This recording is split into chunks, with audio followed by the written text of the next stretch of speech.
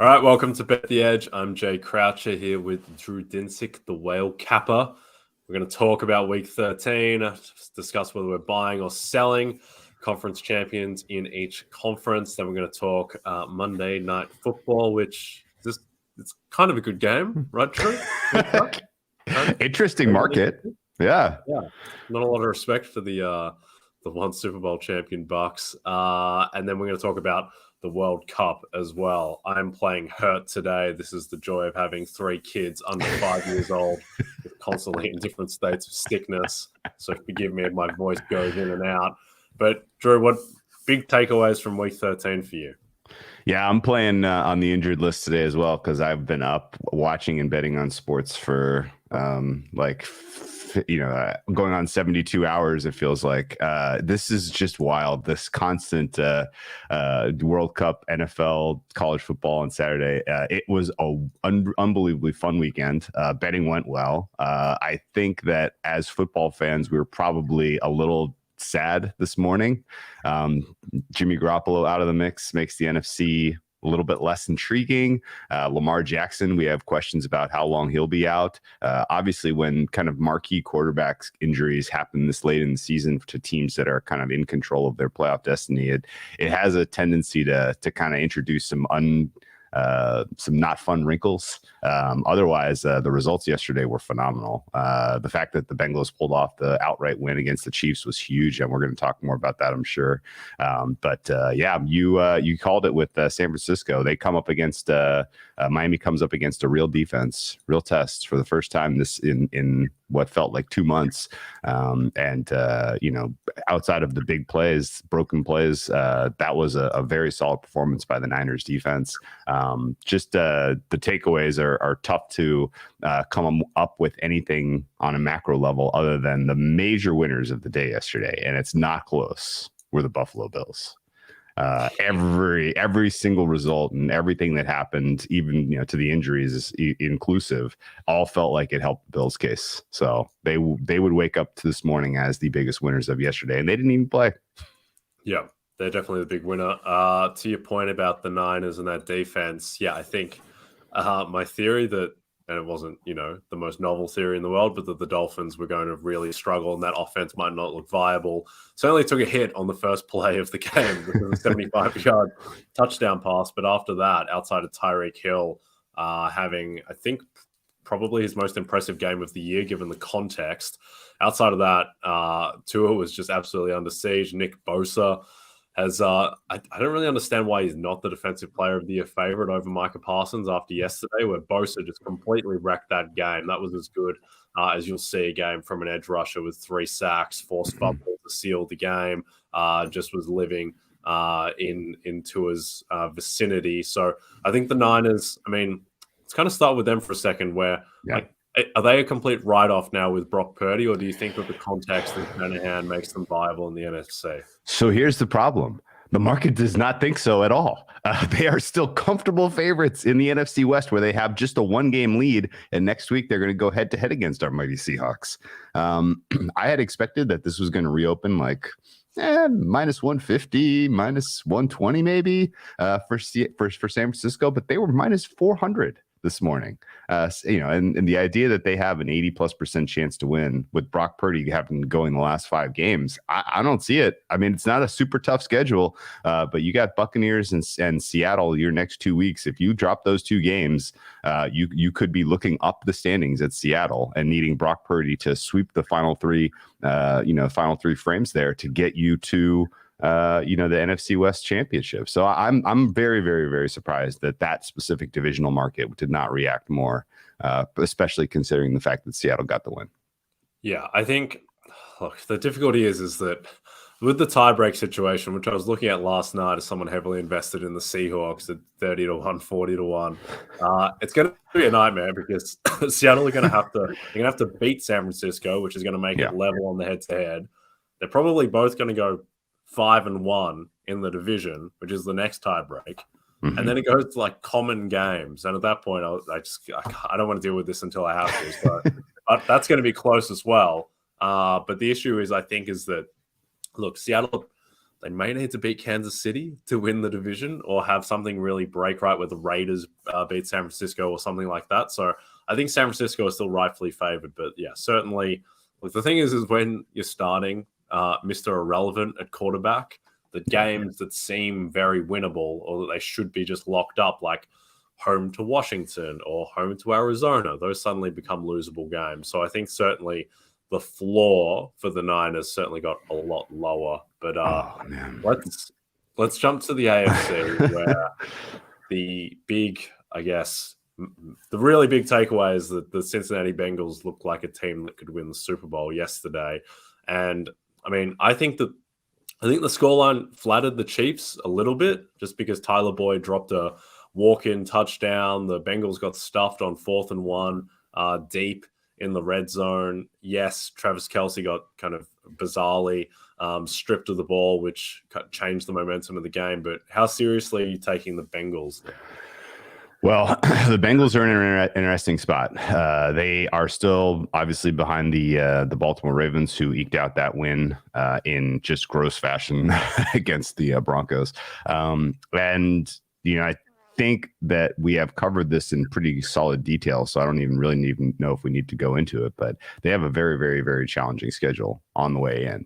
And so one of two things happens. This team either limps into the playoffs after kind of winning and losing and goes in as a wild card and has to do it on the road, which is, basically I'm fine kind of keeping them clearly in the second tier if that's their path.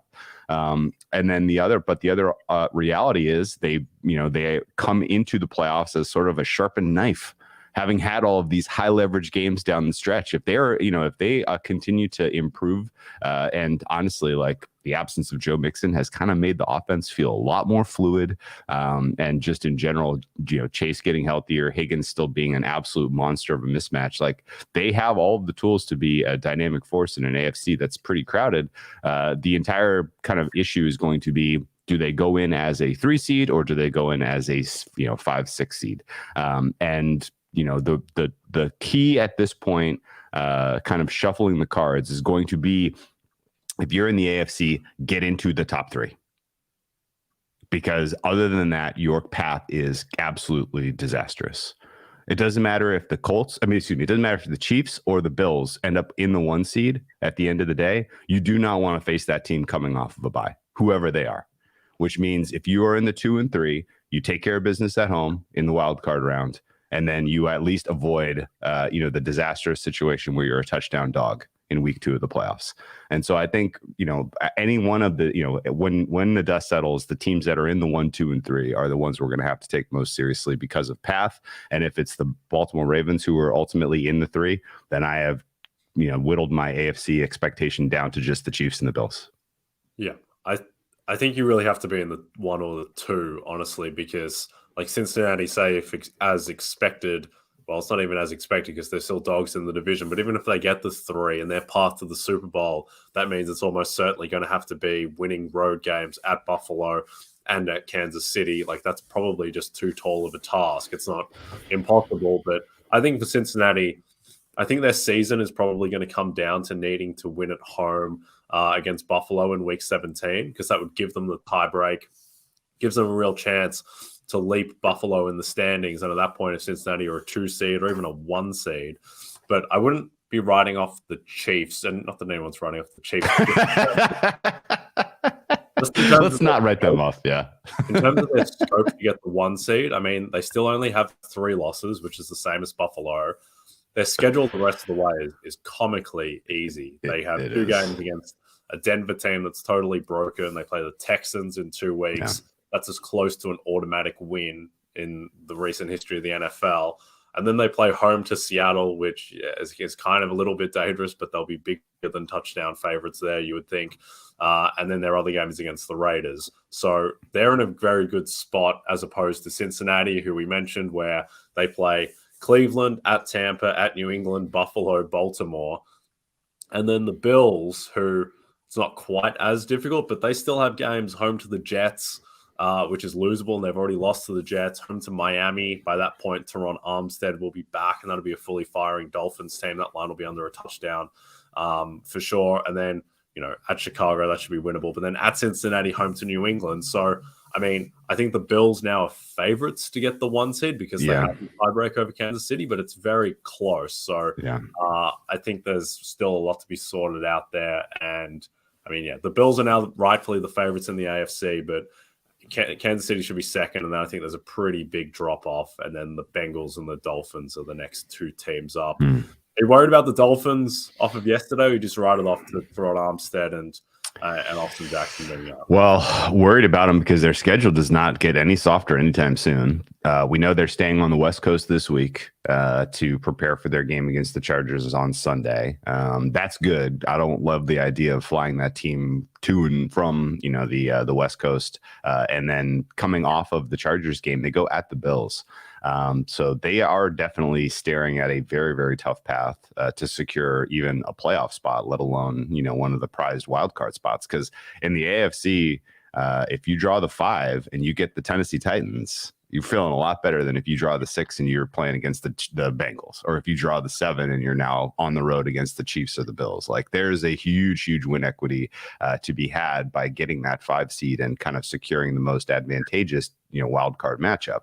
I would say that the Dolphins still ought to be the favorites to get that seed. They're a very, very good team. That offense is unbelievable, and I think they're rightfully, being given a meaningful chance to beat a Chargers team that looks like, what are they playing for at this point? And, they can't field the healthy offensive line to save them, to save their season. So, it's definitely, it was eye-opening seeing the way that the Dolphins were able to pass protect when the game state got into the point where it was must pass.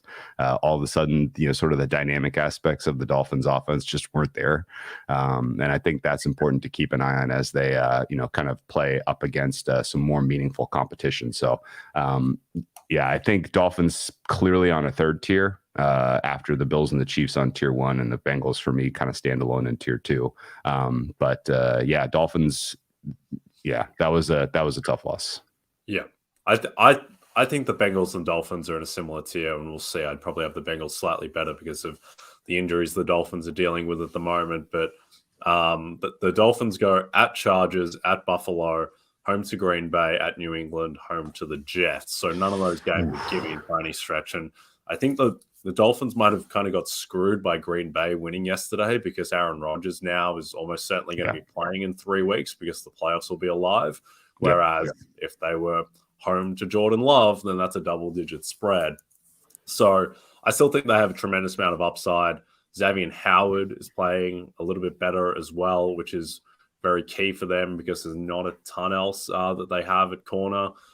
So I still think that team has a lot of upside, and let's see how they look with Teron Armstead back. And given that he was practicing last week, he should be back against the Chargers. Tua's just going to play. It looked like he would have come back had that game been a bit more in the balance, so I wouldn't be too worried there. Jalen Waddle, we'll see about that injury, but if they're fully healthy, they should wipe out the Chargers. The Chargers are not good. That game yesterday was not impressive from them.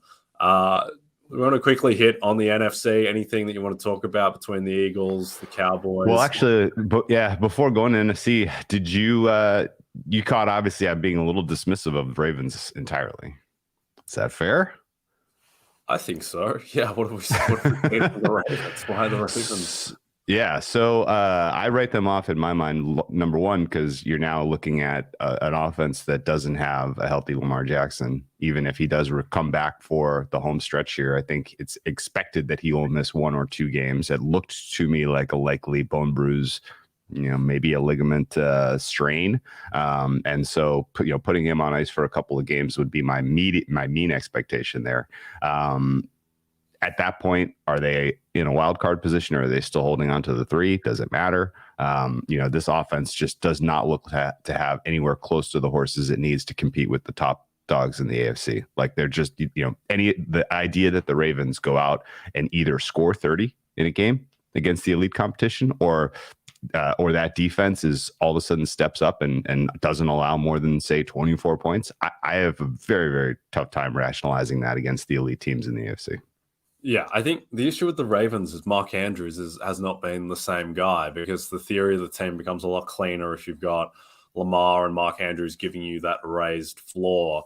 But now, I mean, Tyler Huntley, as far as backup quarterbacks go, is pretty good, and he steered the ship at the end of last season, and he has a rapport with Andrews. But I mean, they're 2-point dogs against Kenny Pickett next week, which isn't ideal. The thing is with the Ravens is that their schedule is very kind. So if they can just get through this stretch and have Lamar back for the last week of the season against the Bengals, which it probably is going to be for the AFC North, then, they're live. But it's difficult to see the ceiling of this team with those pass catchers. And also, that loss against Jacksonville now looks a lot worse after what Jacksonville served up against Detroit, our Jags. It's been a roller coaster of a season for us and the Jacksonville Jaguars. Anything you want to touch on in the NFC between the Eagles and the Cowboys? I mean, that's where we're down to. Christmas Eve looms large. Can I interest you in some Tampa Bay Bucs? Not right now, thanks. The Christmas Eve looms large. That head-to-head in Jerry World for presumably for control of the NFC East is going to basically it's going to swing win share one way or the other here for the in the final frame. And I think the Cowboys were incredible last night. I don't know what else you need to say. They were playing a team that was broken. And the Colts, we've known for a while the Colts are a broken team. So the fact that they were able to hang 30 whatever points they were in the fourth quarter, that's going to happen when you're playing a broken team. The Eagles, I thought, were the more impressive in terms of the way they dispatched a team that was playing for something real. And I think the big litmus test coming into the week for the Eagles was, can you get Jalen Hurts to be a downfield passer? Because that's the way you can put pressure on the Titans. And he answered that question with just a resounding yes. And so that, I think, means a lot for Eagles just in general, having a more dynamic offense come playoff time. I thought their run defense was solid as well. I thought their coaching decisions were solid. So basically everybody that had a test on the side of the Eagles this week all passed with flying colors. And so I think very excited to see how they match up against the Cowboys. I'm leaning Eagles in that, just in general, based on sort of the health and the competency of this team. I have some questions about what's going on with the Dallas defense, particularly, the way they're utilizing Parsons, why, and, how that impacts everybody else on the field for them. But I think the fact that the Eagles are still plus 180 in the NFC is interesting to me. And I would make that a little bit shorter because I think they do get the head-to-head win against Dallas. Where are you on this? Yeah, I think I actually wouldn't mind the Bucs in the NFC as a long shot bet, if not for the fact that they're going to have to play probably Dallas in round one. And which brings me to the Minnesota Vikings right now, who aren't very good, are going to be the 2 seed, and their path to the NFC title game might be 2 home games against the New York Giants or Washington Commanders, and then Brock Purdy, which is insane. In terms of Eagles against the Cowboys, I think that Christmas Eve game is going to be about as highly rated a game as we've seen in the regular season. It's a shame that the Cowboys have 3 losses and not 2, and the game isn't for the division or close.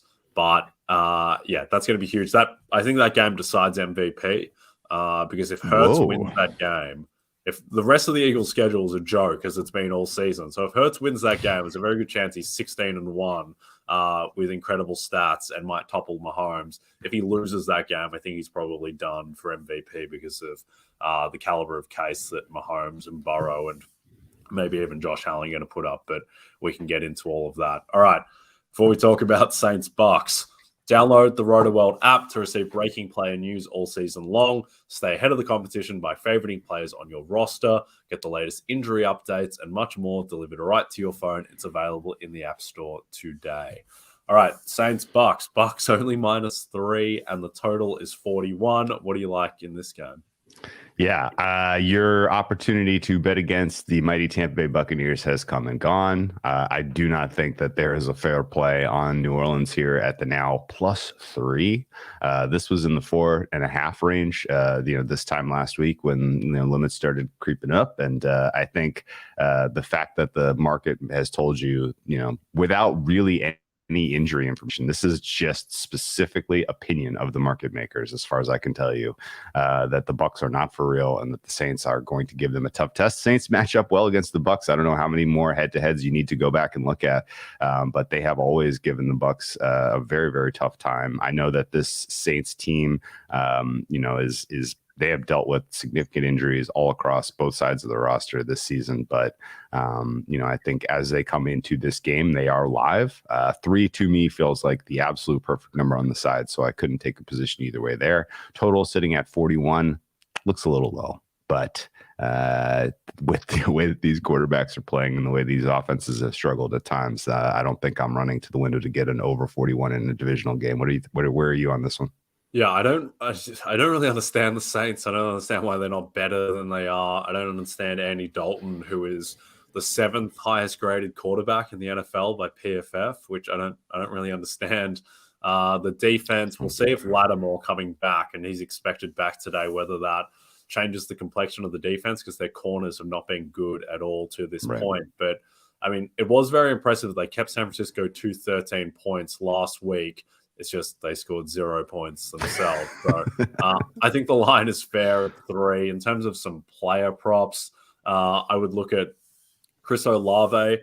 His over-under for receiving yards is 60.5. He's gone over that 7 of the past 10 games, and you can call it 8-2 if you give him the game where he got knocked out, I think against Seattle, when he was at 54 yards right after the half and then got concussed. So I think that's a good look, just given that the rapport that he has with Dalton, and I think he's a true wide receiver one. I don't think he's gonna win because he just doesn't have the team, but I think he might be the most deserving offensive rookie of the year candidate right now. There's just no buzz around him because the team is so blah. But in terms of just the case and what he's done, I think that he has as good an argument as anyone. Is there anything from a player perspective that you're looking at? Well, the Bucs are now in a position where their pass protection, which has been an issue all season, is even more under scrutiny because Tristan Wirf's unlikely to go, as far as I could tell you. So the idea that this is going to be even more of a short, just a rhythm offense, and Brady's going to get the ball out of his hands quickly, I think would be my general expectation. To that degree, I think Godwin receptions over makes a good case. I think Rachaad White receiving yards over as the running back makes a good case. Cade Otton's probably going to be a pretty hefty target share in this one. I would not expect a lot out of Mike Evans in this game. He and Brady have been on different pages all season anyway. And now with Lattimore potentially coming back, who has been an absolute Evans stopper, I think that tilts the board in favor of a Godwin, in favor of tight end and running back targets. So that's kind of my general thought on target share. I would lean receptions over yardage just because I'm expecting a little bit of a short passing game from Tampa. Hopefully hoping for a big game from Rachaad White for just to give us some sign of life in Tampa. They need to move on from Lenny Fournette, in my opinion. And Rachaad White having a big game in a moment like this would move the needle, I think. So that's what I'm pulling for. Haven't bet anything though. Where should I be looking? Yeah, I think that all makes sense.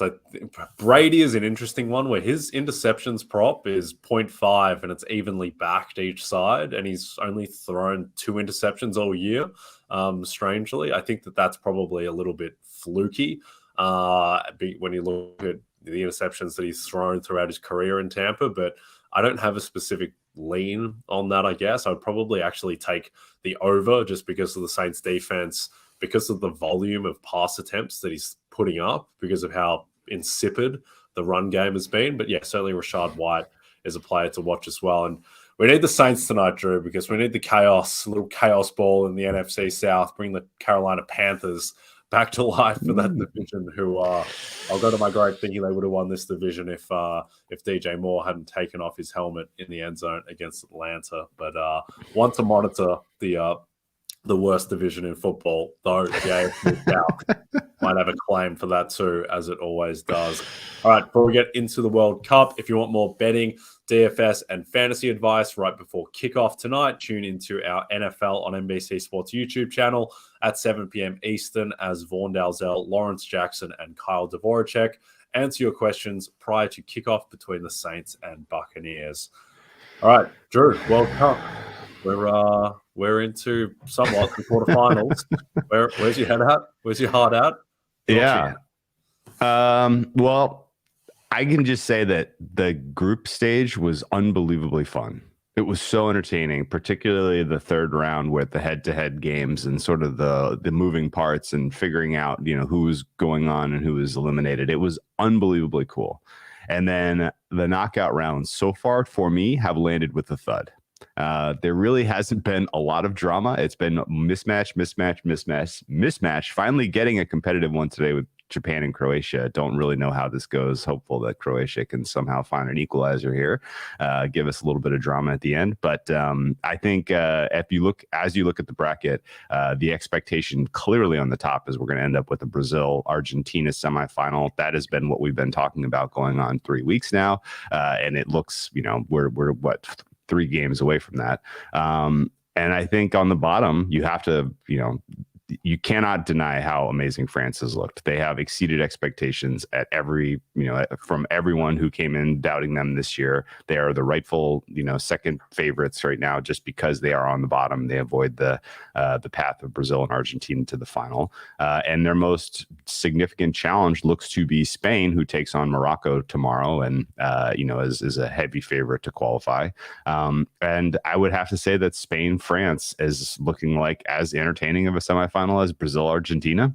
Very, very excited to see how those teams match up because they're both so possession heavy. I think England rightfully sliding down the board. Netherlands, I don't give them much of a chance against Argentina. So the Final Four looks pretty solid to me. Yep, I think that's a good read on the situation. I need Kylian Mbappe dead, Drew. I need this guy completely gone. He's too good. I need his golden ball case dead. It's just absolutely killing me just watching this guy cook. There on XG, France lost that game to Poland, which I think is an indictment of XG because France completely dominated that game. And as someone who was cheering against France, it felt like a foregone conclusion. The first 30 minutes of the game, France could have been up 4-0. Yeah, they look ominous at the moment. At the same time, England did show a fair bit against Senegal, I think, and I think they showed up better than they did in the group stage, certainly after the Iran game. So not giving up hope that England can knock out Kylian Mbappe for me. And then in terms of the other teams, I think that the big team to fade is honestly the Netherlands. I don't think the Netherlands are very good at all. Yeah. Defensively, they've been okay, but they just have no kind of theory of attacking. And Cody Gakpo has shown up and kind of created some moments for them. But just when you compare how they go forward versus now this Argentina team, who I think were a little bit uneven in the first couple of games. Argentina's now totally in rhythm. They are rolling. Yes. They should have blown out Australia. Yeah. They were very impressive against Poland as well. Messi has come right into this World Cup now. So I think that Argentina are going to destroy the Netherlands, which would be famous last words after. That would be my look there. And then outside of that, Spain are a very weird team. I don't really understand why they're not a little bit better with all the possession that they have. They just cannot manufacture or they cannot finish their chances. And if we get Spain-Portugal, that's going to be a fun one. But yeah, I think it's shaping up really nicely. I hope the France go out. So I hope it's England, Spain, and Brazil, Argentina. But I think Brazil and Argentina, to me, just because of how solid Argentina have looked defensively, I think that I give them a slight edge over France, but it's very slight. And also we have to look at, what's the state of Neymar? Because without Neymar, Brazil, they look like they lost a beat. So those are the things that I would be looking for. But cheering for England. What's your read there? You want Mbappe out? I think Messi's going to have to do it himself. This looks like Argentina-France final. Really? If I had to say. I mean, France is so far superior to England. I don't think that's going to be England is amazing on the counter. That's how they got it done against Senegal, clearly. Like that was their secret weapon, and they have nice pieces who can finish, on the counter. But France is more more effective defensively. I think they're going to have the answers to keep England somewhat muted in this one from a goal scoring standpoint. And they're too good up top. They're going to get one. I think they move on against England, and I think they match up pretty nicely against Portugal or Spain or some surprise that comes out of the bottom there. So Argentina, France is where we're headed in my mind. Okay, yeah.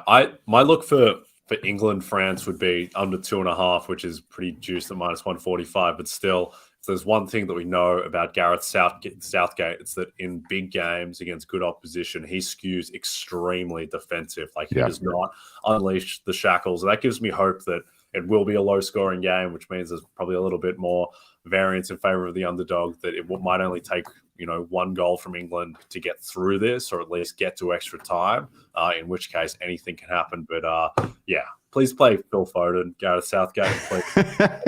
Please.